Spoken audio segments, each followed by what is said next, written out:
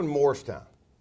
How has that developed the guy that sits here in front of me now? I'd say the people that poured into me as a young athlete coming up, youth football, baseball, hockey, in high school and in track and field and football, those are the people that inspired me to want to coach. So here I am at 7 or 8 year old playing football and through into high school. So before I went to college, like I had a clear vision of what I wanted to be. I wanted to be a coach. Really? And I enjoyed being on the teams. I think I said earlier today I've been on over 75 teams in my life. I went back and counted them up from 7 years old to today. And that really made an impact on me. The people that taught me the game, taught me the way. And so like I connected to them. I looked up to them. They were some of my best mentors. They didn't even know they were doing it, but just caring about us, teaching us the game, how to play, being a competitor, what that stood for. That molded me to know, like, I want to be like them and I want to coach. So I went to college thinking I would go in there, get my teaching certificate. I was an elementary ed major, and I would go back and teach elementary school and coach high school ball and track and do all that. And then I said, well, you don't even have to teach. You can just coach and teach. And so that's when I was in college was when I thought, hey, I'd really like to do this as the profession. Before we get to the football part, your wife, Yep. How did you guys meet? We met in school, and so at Salisbury. And so Stacy's family is local to here, so between her family, mine, a lot of East Coast ties, like the Commander fan base just got bigger. And but yeah, so that's my ride or die. We've been together for 29 years. 29 years, that's a long time. Yeah, we got married when we were 12, so it was cool. Nice, good. Let me try to do the math. Yes, no, it's when you have somebody to go on this ride with you, it takes a special person. And so she's, ride or die with me, and moves of all over. It's in the teens, the amount of times we've moved from East Coast, West Coast, Midwest, and now back here to where we belong. So yeah, she's been with me everywhere. And where do you think you'll end up here in this area? Because you just said you moved in the teens. What are you looking for in this community? I think just one, I want to be a part of the community, knowing that, yeah, I'm the coach here of the team, but I'm also a part of it. So I've had history with some of the people in this area. Through our foundation, we were involved with TAPS, which is Tragedy Assistance Program for Survivors. So they're based here in DC. And so if I wasn't coaching or teaching, I would have probably choose the route of the military. I think they've demonstrated to me what team is better than anybody's ever done it. And so being involved with the military here, and I'm currently involved with a program called MVP. It's called Merging Vets and Players.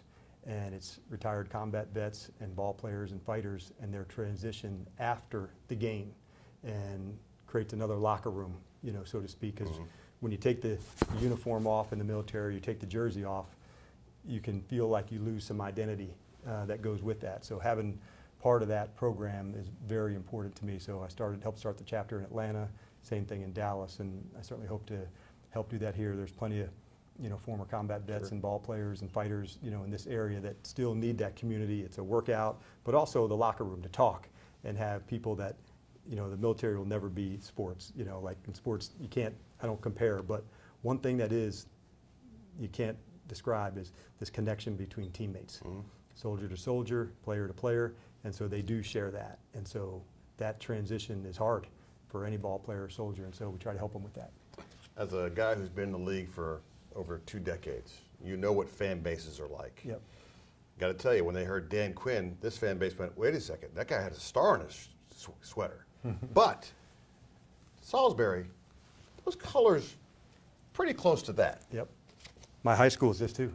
Really? Yeah, so Morristown High, maroon. And so going to Salisbury, and it does feel like every once in a while you find the right spot for the right person at the right time. And I feel like that's here with me. And so that's why I'm all lit up about, being here and helping this fan base to go, like, where else would you rather be? For a fan base that doesn't care? No, you'd rather be everything all in to know how important having a really good football team is, for this area. Like, I know that, and I want to be a part of that. And then that's where you can make your mark. You said something in the press conference I knew it during the research. A lot of people that lose a job, they just kind of go down a path and may blame others, may not. You went inside and tried to figure out what you could do better the next time around. Where does that come from? And what did you learn about yourself? Yeah, I learned a lot. And so some of the time in the off season we spend in Hawaii. So during that few months you can be at whereas an awesome place and still be really depressed and bummed. But I knew I wanted to make the pain worth it. I wanted to get the lessons so I could make sure when this lap came again, not only did I know what some blind spots were, I'd be better for it. And so that's what I decided to do. And in the business world, they may call that a 360, and I'd done that. Arthur taught me so much during my time in Atlanta, obviously with his background of, creating Home Depot and going up. So I learned business things from him that I wouldn't have had I never had that experience. So although it wasn't a corporate one, it was a 360 about as many people as I could have. I hired an independent person to come around and former players, former coaches, current players, current coaches, what went exactly right, what would be a blind spot. And I wanted to make sure it came out, don't spread yourself too thin. Keep the main thing. And that's being right there, right on with the guys and making sure that is the case. So I was able to apply that in Dallas. And it was a good lesson for me. It was a hard lesson, but it was also one that you learn from those adversity moments and the success. I'd love to say we learn as much from the wins as we do from the losses, but that's not always true. And it probably took that L that I took in Atlanta to learn these lessons and go through that process to make sure, hey, when I get here to Washington, that I'm a better coach than when I ever was in Atlanta. Sure. And so that's what I get to go prove. The irony of this date, it is the day that you played and coached, in a Super Bowl. You took the Falcons there. Didn't get the W, but you were there. I don't think that folks who are outside of this game understand how hard it is to get to that point. It is. Explain that to me. And because it takes the entire organization, right, to connect and do that. And so I was very fortunate because I went to the Super Bowl 3 out of 4 years right in a row. I said, it's a pretty good gig. And people have gone their entire career of playing and coaching and not reaching that. And so when you get to those ones and you get to the loss, obviously, those are hard ones to go through. But I would also say there's nothing like competing for the world championship. It is the absolute best. And knowing that you may get your heart broke, like I would much rather be into that space to say, take it to the pinnacle and go for it. But you got to be willing to lay it all out there. And so when it happens when you get it, it's the best feeling because that connection is lifelong. And when you miss it, it stings badly. But you got to be willing to go, all in, and knowing that you might get your heart broke, but you got to go for it. And it's a really cool thing to be in it because it's our whole profession and everything and it's just for that moment. And so it's a blast. It really is. I've covered this franchise since 1994. Yep. Couple of playoff games. That's it. Do you understand this fan base and how much they are starving for a winner and a perennial winner? Well, I know I can't do anything about the past, in previous 25 or 30 years, but I do know it starts now, and what that looks like from us from here moving forward, and that's what I can control. So, although I can't feel the pain of those years, what I can do is to say, man, I am going to go for it as hard as you've seen anybody go for it to help this fan base and this organization recapture, the importance of it, not just this area, but to the whole NFL.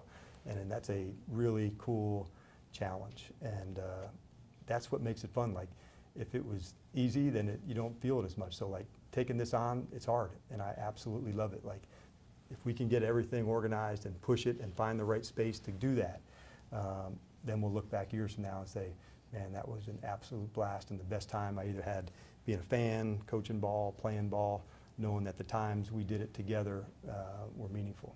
There's not a viewer watching this who hasn't been through the phone call, the one they get that's tremendous, the one where they realize a dream or the next step. For you, when you get phone call, email, text from Josh Harris, Adam Peters, what is that moment like for Dan Quinn?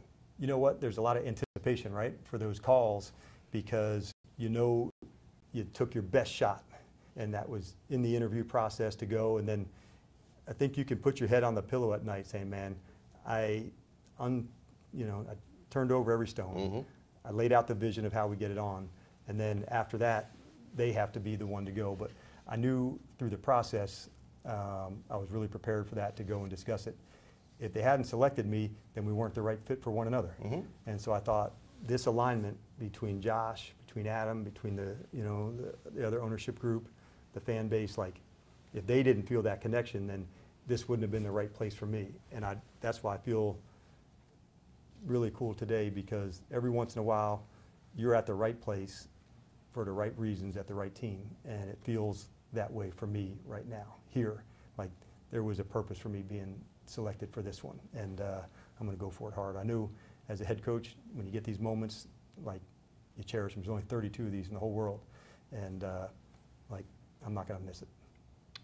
I used the Google machine.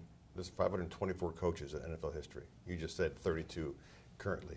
Josh Harris, Adam Peters, before you ever got here, said, we're looking for a coach, but we need a leader. Yep. And talking and hearing from the Micah Parsons of the world. I mean, he was so over the top in his love for you and what you meant to him. What makes a great leader? I think, number one, I thought early on, I probably thought leadership was me. You know, how do I lead? And there's always space for that. There's times you make the decision, you lead, you direct, but there's also another side to leadership, and that is helping others see and bring out the leader within them. Because in a team environment, if you can really have leaders from within that push these standards and push one another and find this connection, and knowing that, like, I do my job so you can do yours, like, that's leading. And there's all these little different spaces to lead. It might be a meeting room, on the practice field, in the weight room. Whatever that is, there's moments to lead. And the more of those we create, the better the locker room is, the better the team becomes. So I thought early on leadership was just about me. And as I got maybe a little more chrome and a little wiser, I learned leadership is also about having others see the leadership within them, mm-hmm. and being able to draw that out and encouraging them with that, and knowing that leadership is hard, you know, for people to stand out there to go. And if you have standards about what you want to do as a team, it makes leading a lot easier. Then you don't ride the roller coaster. This is how we get it on. This is our behaviors. This is what we do. And so that's what I think about it. If I get another shot, will that bleed down to your players? I don't think so, because that was specific to me. This is their shot. They're standing right in their moment right now. And so there could be a player who comes in as, you know, a free agent that maybe somewhere didn't go quite right. And that happens in our league, doesn't it? Where didn't go as good there, but this is what I see you can do. And there's been plenty of examples of that through the year, when a guy's on one team and you don't hit the mark and he goes to another club and it takes off. But there was a vision for him, there was a way to feature him and utilize him. And so that player may have, this is my other shot. But the current guys on the team, this is their chance. It's not another one. Like, they're living in it right now, and they got to go for it. Like, this is the only year we have. And I really feel that way. Like, it's not 2 years from now. It's not next year. It is all in for this. Because in our game, as you know, that next year is not promised. You know, there's injuries. There's all sorts of things that could derail anybody. So when you get your chance in our league to go for it, man, don't plan for 2027. You know, you got to kick ass right now, right here, and develop and all that to go. But, and I know Josh and Adam have to have a longer view, but for me and the players, you have to make it about just now. Welcome to the franchise. Thank you, man. Appreciate it, Chick. Absolutely.